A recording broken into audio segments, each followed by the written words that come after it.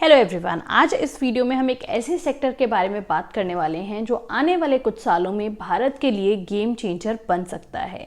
Yes, मैं बात करूंगी सेमीकंडक्टर सेक्टर के बारे में। सोचिए, आपके स्मार्टफोन से लेकर car, washing machine, TV, laptop, even defence missile तक भी एक छोटे से चिप के ऊपर डिपेंड करता है। तो यहाँ पर अब भारत इस इंडस्ट्री में एंटर करने वाला है एक मैसिव गवर्नमेंट पुश के साथ, जहां पर गवर्नमेंट ने 76,000 करोड़ का पैकेज लॉन्च किया है इस सेक्टर को डेवलप करने के लिए। यानी कि अब भारत सिर्फ और सिर्फ एक कंज्यूमर ना होकर एक प्रोड्यूसर भी बनना चाहता है। तो आज इस वीडियो में हम देखेंगे पॉइंट नंबर 1, सेमीकंडक्टर मार्केट कितना बड़ा है। दूसरे नंबर पर हम जानेंगे कि गवर्नमेंट की ओर से कौन सी पॉलिसीज और स्कीम्स यहाँ पर चल रही हैं जो इस इंडस्ट्री को एक पुश प्रोवाइड कर रही हैं। थर्ड, हम जानेंगे कि यहाँ पर कौन सी कंपनीज को ऑलरेडी अप्रूवल मिल चुका है और उनके आगे के प्लान्स क्या हैं। कौन सी लिस्टेड कंपनीज हैं जो इस सेक्टर में काम करती हैं, जैसे कि केन्स हो गया या फिर सीजी पावर है या फिर L&T है। इनके फ्यूचर अपडेट्स क्या हैं वो सब हम जानेंगे। और साथ ही साथ यहाँ पर निवेशकों के लिए एक अपॉर्चुनिटीज हो सकती हैं या फिर क्या रिस्क फैक्टर्स हैं जो ध्यान में रखने हैं, वो भी यहाँ पर हम डिस्कस करेंगे। और वीडियो को अंत तक देखिएगा, बिकॉज ये एक ऐसा सेक्टर है जो इंडिया के लिए एक नया एरा ला सकता है। बस इस चीज का जरूर ध्यान रखिएगा कि ये पूरा डिस्कशन हम सिर्फ और सिर्फ इन्फॉर्मेशन पर्पस या फिर नॉलेज शेयरिंग पर्पस से ही कर रहे हैं।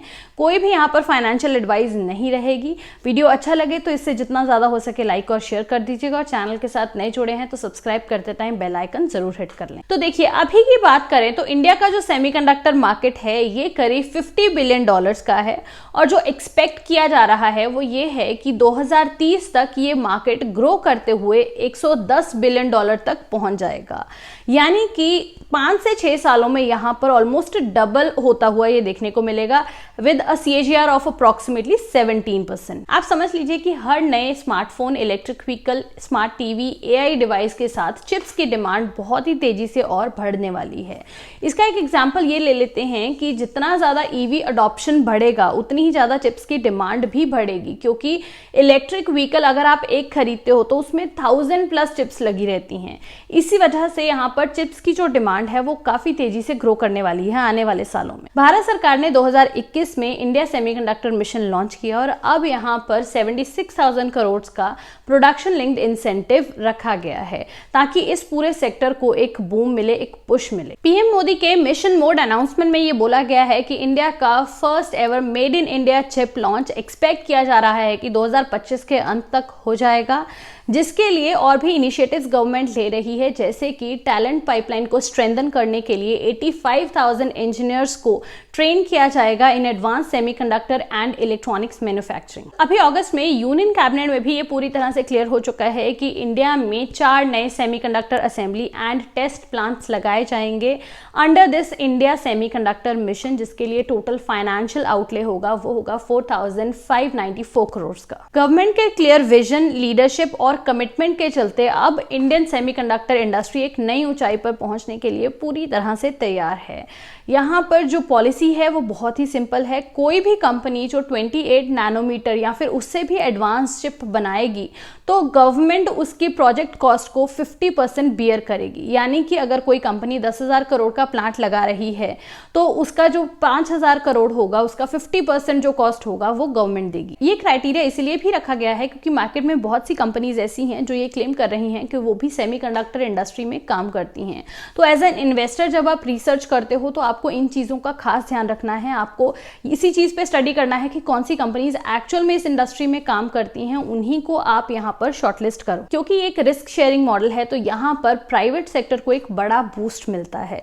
यही रीजन है कि अब multiple fabrication and assembly units को अप्रूवल भी मिल रहा है।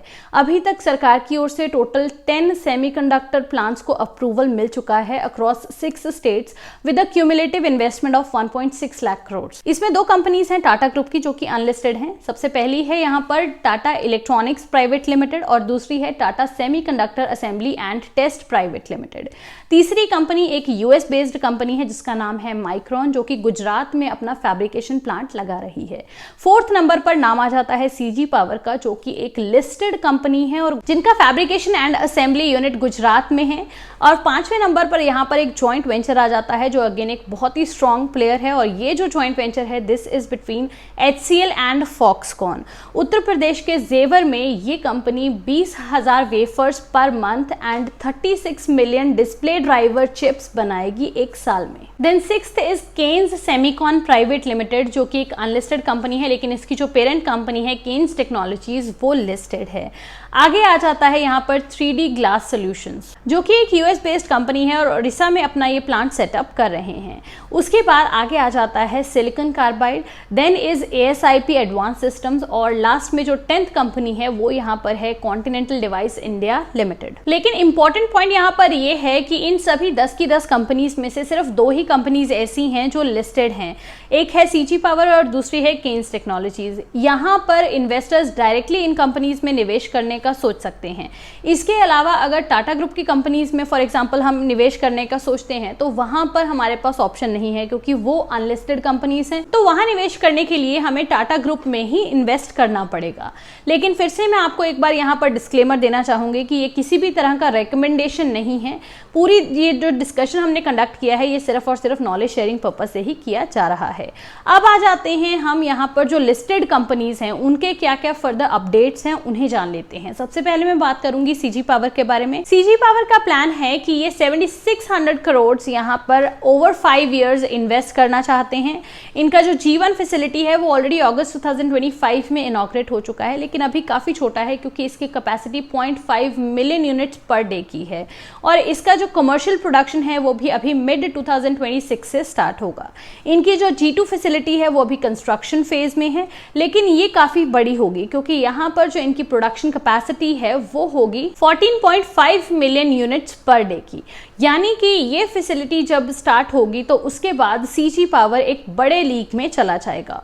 और मैं आपको बता दूं कि ये जो पूरा इन्वेस्टमेंट ये कर रहे हैं 7600 करोड़ का, ये एक जॉइंट वेंचर में किया जा रहा है बिटवीन रेनेसिस जापान की जो कंपनी है एंड स्टार माइक्रो इलेक्ट्रॉनिक्स जो कि थाईलैंड की कंपनी है। ऑल्सो CG पावर ने एक चिप डिजाइन कंपनी जो कि रेनेसिस का ही पार्ट है, उनका जो रेडियो फ्रीक्वेंसी वाला बिजनेस है उसको भी CG पावर ने यहाँ पर एक्वायर कर लिया है इन $36 मिलियन। यानी कि अब ये कंपनी डिजाइन, फैब्रिकेशन और असेंबली एक पूरा कंप्लीट इकोसिस्टम बिल्ड करने पे बहुत ध्यान दे रही है। कंपनी ने यहाँ पर QIP के थ्रू फंड रेज किया, 660 रुपीज पर शेयर के हिसाब से उन्होंने यहाँ पर QIP किया। और वैल्यूएशन की जहां तक बात आ जाती है तो कंपनी के फ्यूचर ग्रोथ को पहले से ही यहाँ पर एस्टिमेट करते हुए मार्केट कंपनी को प्रीमियम वैल्यूएशन दे रहा है। यही कारण है कि यहाँ पर इनका P रेशो अभी भी 100 से ऊपर दिखाई देता है। सेकंड, हम यहाँ पर बात कर लेते हैं केन्स टेक्नोलॉजीज की, जिन्होंने 3300 करोड़ का सेमीकंडक्टर प्रोजेक्ट अनाउंस किया है। ये जो वैल्यू है ये अगर हम CG पावर के कंपैरिजन में देखें तो ऑलमोस्ट हाफ दिखाई देता है, लेकिन अगर आप इनका डिस्ट्रीब्यूशन देखोगे तो काफी यहाँ पर अट्रैक्टिव नजर आता है, क्योंकि पूरे प्रोजेक्ट की जो 50% फंडिंग है वो सेंट्रल गवर्नमेंट करेगी और 20% फंडिंग यहाँ पर गुजरात गवर्नमेंट करेगी। स्टेट गवर्नमेंट की ओर से सब्सिडी मिल जाएगी, यानी कि जो पूरा टोटल प्रोजेक्ट कॉस्ट है उसका 70% तो गवर्नमेंट ही यहाँ पर फंड कर रही है। मैनेजमेंट का ये कहना है कि सितंबर 2025 तक ये प्लांट रेडी हो जाएगा और जो कमर्शियल प्रोडक्शन है वो Q4 FY26 तक स्टार्ट हो जाएगा। ऑलरेडी कंपनी के 3 कंफर्म्ड कस्टमर्स भी हैं इंडिया, US और जर्मनी से। इसके अलावा 4 MOUs भी ये साइन कर चुके हैं। कंपनी के मैनेजमेंट का ये कहना है कि अगले 4 से 5 साल में कंपनी का जो रेवेन्यू है उसका 30% सेमीकंडक्टर से ही आएगा। प्रोजेक्ट प्लान्स यही है कि अगले 6 से 8 महीने में प्रोडक्शन स्टार्ट हो जाएगा and will reach 1 billion chips per year अगले 1.5 से 2 साल में। पास्ट ट्रैक रिकॉर्ड अगर कंपनी का देखा जाए तो पिछले 3 साल में कंपनी का जो रेवेन्यू CAGR है वो 57% से ज्यादा का रहा है और इनका पैट CAGR 92% से ऊपर का देखने को मिला है। वैल्यूएशन अभी भी मार्केट प्रीमियम दे रहा है। PE रेशो इनका 130 से ऊपर ही दिखाई दे रहा है, यानी कि यहाँ अगर कोई निवेश करना चाहता है तो उसको प्रीमियम पे करना पड़ रहा है। अब आ जाते हैं तीसरे नंबर पर, कंपनी है लार्सन एंड टुब्रो। इस कंपनी को गवर्नमेंट की ओर से ऑफिशियली अप्रूवल तो नहीं मिला है, लेकिन L&T की subsidiary company Larsen and Toubro semiconductor technologies के थ्रू यहाँ चिप डिजाइनिंग में काम कर रही है। कंपनी का प्लान ये है कि इंडिया में चिप्स को डिजाइन किया जाए और यहाँ पर फैब्रिकेशन के लिए आउटसोर्स किया जाए ताइवान या फिर यूएसए में। लार्सन एंड टुब्रो की मैनेजमेंट का यहाँ पर ये कहना है कि अगर वो $1 बिलियन रेवेन्यू सेमीकंडक्टर से जनरेट कर लेते हैं 2026-27 तक, तो फिर वो अपना इंडिया में फैब्रिकेशन यूनिट भी सेटअप करेंगे। अगर कंपनी के FY26 क्वार्टर 1 के रिजल्ट्स की बात की जाए तो यहाँ पर रेवेन्यू 16% के आसपास देखने को मिला और पैट जो है वो 30% के आसपास। वैल्यूएशंस देखी जाए तो पी रेशो अभी LNT के लिए 31 के आसपास है, जो कंपैरेटिवली रीजनेबल है अगर हम बाकी कंपनीज के मुकाबले इसको देखते हैं। और जो यहाँ पर निवेशक हैं, जो यहाँ पर स्टडी कर रहे हैं इन कंपनीज के बारे में लॉन्ग टर्म पर्सपेक्टिव से, उनके लिए उतना ही जरूरी हो जाता है कि इन सभी गवर्नमेंट की ओर से जो इनिशिएटिव्स लिए जा रहे हैं, ये कंपनीज के लिए क्या अपॉर्चुनिटीज लेकर आ रहे हैं और कौन कौन से रिस्क फैक्टर्स यहाँ पर एसोसिएटेड रहेंगे।